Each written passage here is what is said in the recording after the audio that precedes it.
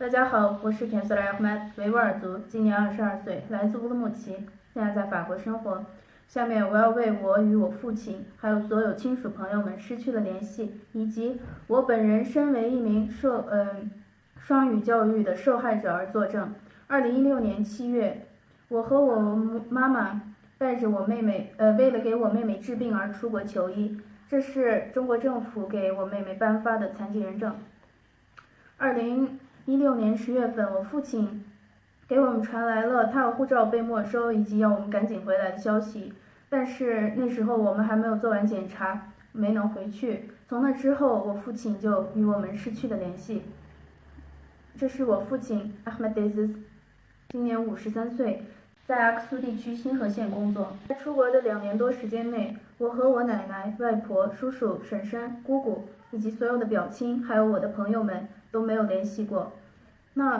中国政府一直说所谓的新疆是中国自古以来不可分割的一部分。新疆的维吾尔族、哈萨克族，所有族的民众都生活得很好，他们没有被监视，没有被控制。那么，中国政府，我想你们告诉我，如果他们没有被控制，没有被监视的话，我的亲戚们、我的朋友们、我的父亲，为什么他们不能像你们其他的公民一样和我们保持正常的联系？从我记事以来，我们在学校内不允许学习我们维吾尔族的历史，不允许学习我们的维吾尔语，不允许用维吾尔语交流，违者罚款或者接受思想教育。就在这样的毒害下，我在一所封闭式初中读了3年，在那期间，